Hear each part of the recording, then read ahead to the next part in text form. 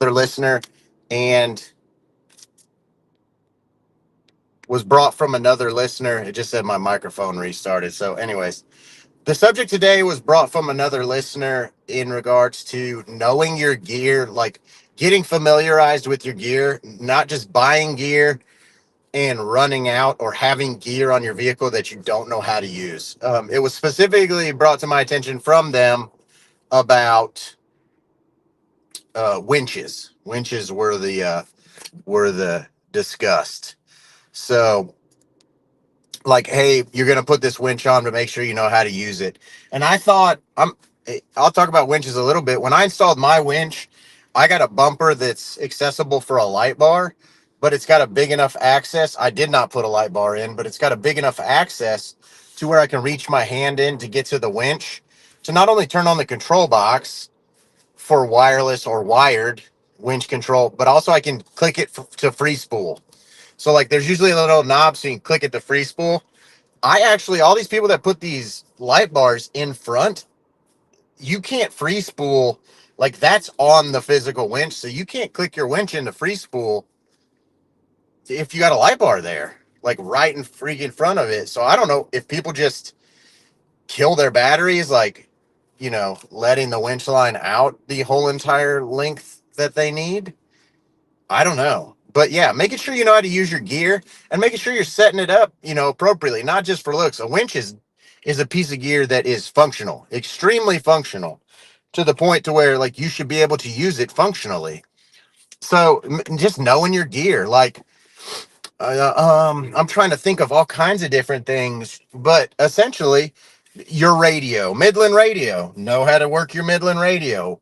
I see people that I go on trail rides with often, and they're like, not guys I go with necessarily often, but I have been with guys, and they're like, "Oh, channel 8," and I'm like, that's a lower powered channel, right? Like you got to get above, I think it's 16 to be on a higher powered channel, to be using the capability of your radio for range and clarity and different things like that. Also, learning how to program your radio, like know how to use your stuff. Don't just have it and assume it's going. Like in this hobby, you don't just buy stuff and it comes how you want it. Okay, like there is a learning curve to some of it. Airing down your tires, like get equipment that you know how to use, whether it's a quick deflate or some multi-tire in deflate, inflate, deflate. You get a compressor. The amount of people I've seen that try to use a portable compressor in their cigarette lighter, guys, that's going to blow the fuse on the cigarette lighter 10 out of 10 times. It comes with little clips to put on your battery for a reason, and it really needs that. Much like your winch. Your winch isn't going to work outside of being hardwired to your battery. It has to be. So that, this is a good topic, and I don't often I'm asking people for this topic because I don't often think about these topics. But yeah, knowing how to use your gear, knowing your gear's capability, knowing how it'll work appropriately. Don't just trust everything you see online because a lot of that's a commercial. Even on YouTube, the people you follow, it's a commercial. They're putting it out so you know. Another instance is knowing your gear. A lot of guys try to run diesel heaters on power stations, power banks that can't support the initial pulse to start the diesel heater. Know the specs of your power stations. Know the capabilities and shortcomings of your things. Power stations being one of them, batteries being one of them, just in general, how to mitigate those problems. Um, Learn about, insulation techniques for certain things so they don't freeze. Even, and I hear it 50,000 million times. People bring water. Water freezes, it's going to break the receptacle. It's going to break the thing it's in if it freezes and it's full. Even your even like when I have water in my roto packs. But understanding, ways to like whether it's keeping it well ventilated or people will be like, oh, just keep it in the truck. The temperature is going to get below freezing in the truck unless I let it run with the heat on all night. 100% stuff can still freeze. Being inside doesn't change that it's 6 degrees outside and it's gonna freeze in the vehicle. Like that does not change it. Old homeboy with the built 200 right there showing props. People around here know. All right, whatever. Anyways, I appreciate that. Um, and so just making sure you know about your gear. Not only that, your setup. You know, it's nothing's worse than getting out and being like, I have no idea how this works. But also, you might have friends. Like, I got my first Midland radio I'd handheld Motorola's for a long time. I got my first Midland in like 22, and my friend Tyson, I like knew how to hook it up, but he helped me program it. And like, you could change the colors the way you want it and stuff. But I had a friend help me, but I also bought it at an expo. Had I not bought it at an expo, I wouldn't be at the expo figuring it out. I would have, done some digging myself, watched some videos, learned from some folks about gear myself. So just knowing your gear, winches, soft shackles are a big one. If you watch anything on shackles, and I'm not a recovery guy. I'm not going to act like I have all these things. I always revert to Ozark 4x4, Jason. But when you have a soft shackle, what he taught me is you want the ball of the soft shackle in the middle. You don't want it on one end or the other end. So you want it in the middle. So if you're looping through like something like this, you want that ball right in the middle, like where my two fingers are coming together. So that's what's going to be the strongest and the best failure point, like for safety reasons. Things like that. You want to know them because if you don't know them in that instance, that can be dangerous. You're pulling somebody off a cliff and you got a lot of cliff. That's dramatic, but you're pulling them off a hill or obstacle or something and your soft shackle breaks and all that tension releases. That's super dangerous. Knowing how to use snatch blocks, whether they're the aluminum ones or not, knowing how to double your winch's capacity by looping back through. Like you could go through something and then back to a recovery point on your truck or whatever you have and double your winch's capability that way. Knowing how to pull things, like with a snatch block at angles and different stuff. Like if it's not easy to get to and you kind of somewhat got to right angle it, knowing how to do that. Like that education's super important. And you can, gosh, I don't even know. Maybe I'm the weirdest guy ever, but when I'm trying to learn about stuff, I set my camp stuff up in the yard first, get familiarized with it before I'm using it. I've winched in my yard to learn different techniques I've learned, like to test different techniques I've learned.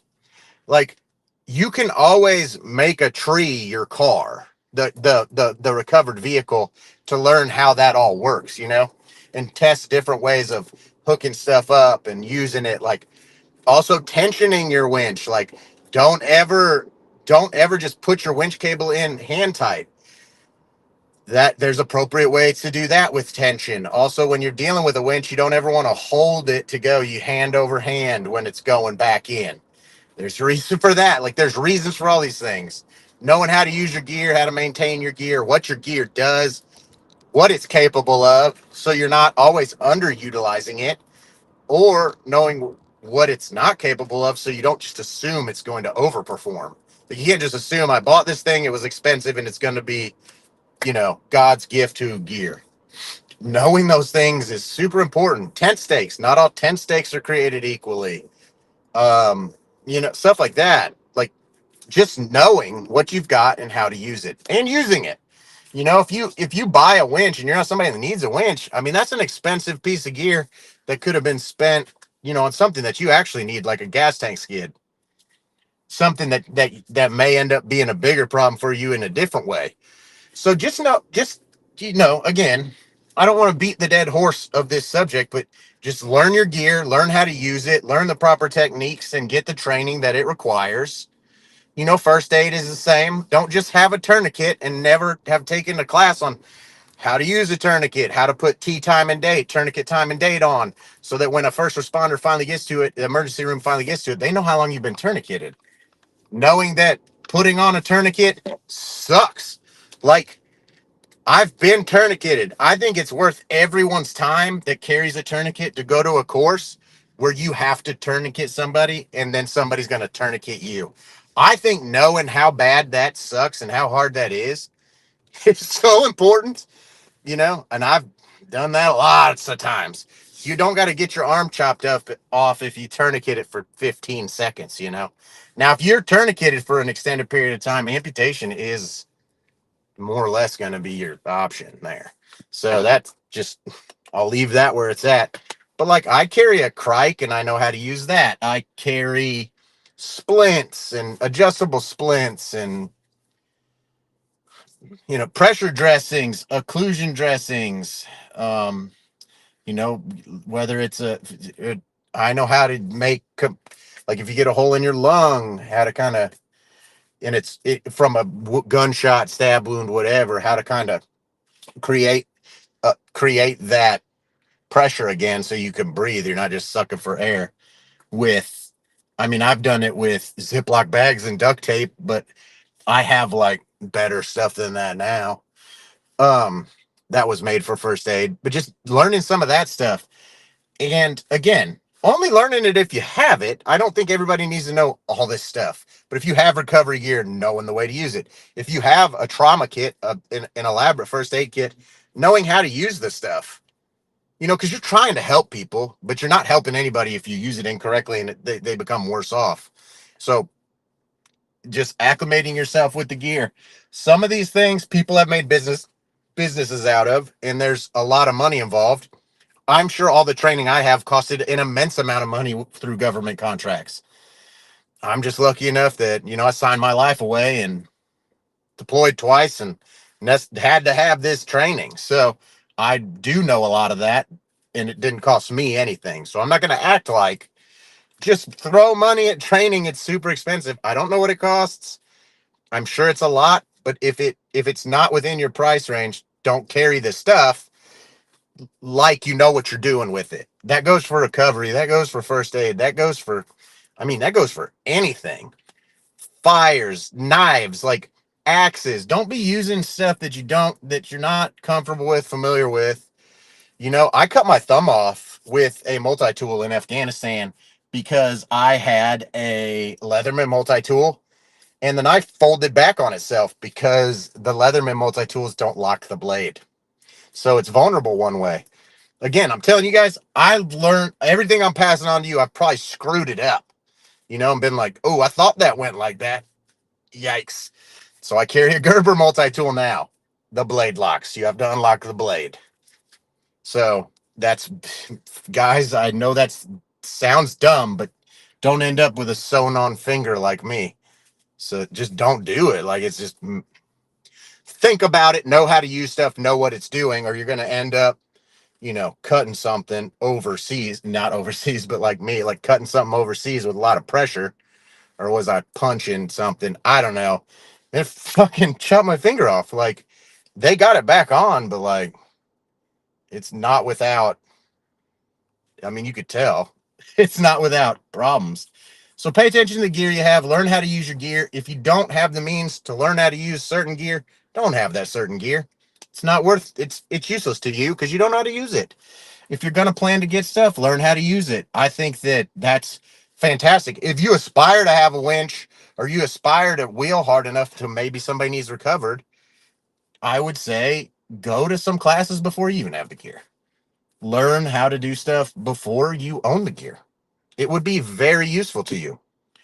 So that's what I got today. Just familiarize yourself with gear. All gear's a little different. I'd be a little more educational. I'm more or less putting together a call to action, like think about this stuff before you get it, because there's so many different pieces of gear. I'd need some specifics to talk about to even begin, and I'm not going to know about everything, you know. Winch technology is getting better. I mean, even air compressors now, like my ARB dual twin, they have a brushless one now.